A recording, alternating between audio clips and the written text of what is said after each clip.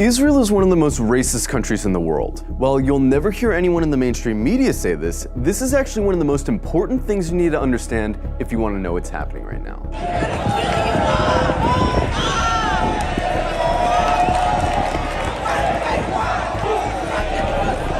From its inception, the whole idea of Israel as a country was based on racism.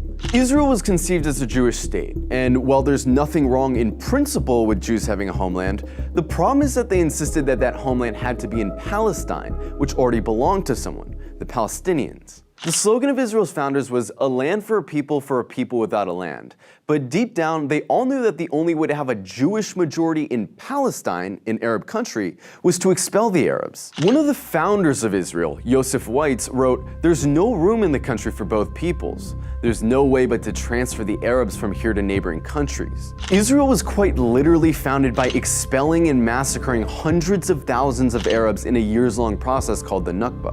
And when you found a country based on racial exclusion, you're gonna get a culture that fosters and celebrates racial exclusion. Because countries that commit terrible atrocities rarely acknowledge committing those atrocities. And the presence of Palestinians who remained in Palestine became a constant reminder, not only of the violence that founded Israel, but of the constantly looming threat that they might come back and try to reclaim their land.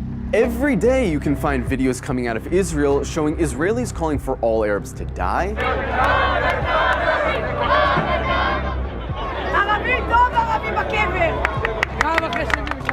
insulting the Prophet Muhammad,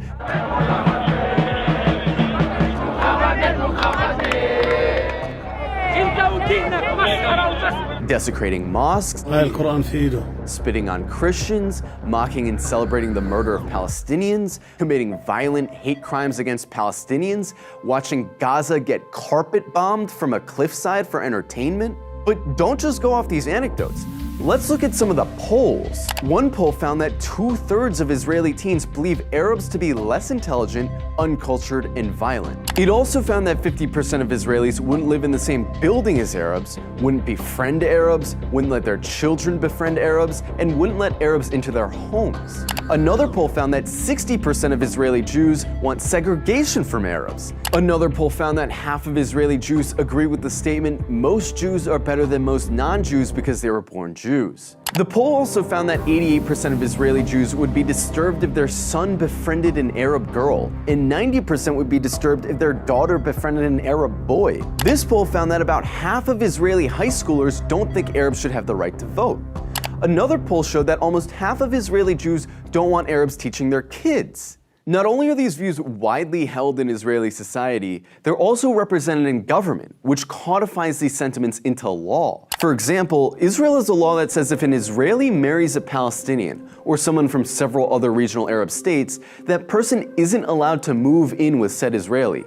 This law was passed in 2003, but it's been renewed every single year since. Israel also doesn't allow interreligious marriage to be performed in the country, which is meant to deter Jews from marrying non-Jews. In 2018, Israel passed the nation-state law, a law which has constitutional status, which says the right to exercise national self-determination, i.e. have rights, is the exclusive right of Jews, no one else. There's also the Nakba law, which makes it illegal to acknowledge the Nakba, the expulsions of Palestinians that were needed to found Israel. This would be like passing a law to make it illegal to talk about indigenous genocide or slavery in America. There's also the Admissions Committee law, which basically allows towns to operate panels that deny applications for entry based on socio-cultural compatibility, which essentially just legalizes racist housing discrimination.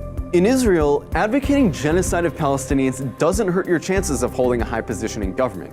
And in fact, in many cases, it helps. In 2014, Israeli lawmaker Ayelet Shaked wrote an unhinged rant on Facebook, calling all Palestinians enemy combatants and saying their mothers should be killed for giving birth to, quote, little snakes. The next year, she was appointed Minister of Justice by Benjamin Netanyahu.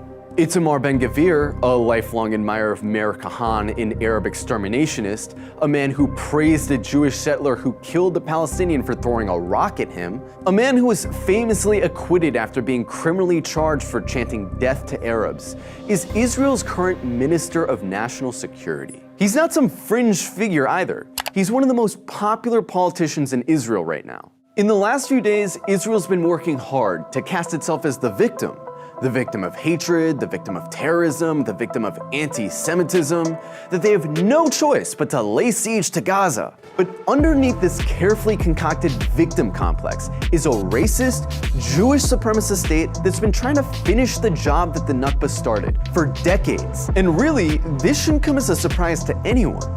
After all, they're literally cutting off water and electricity to a city of 2 million people right now. Their generals talk openly about flattening Gaza and killing the animals, meaning Palestinians. It's obvious their goal is genocide.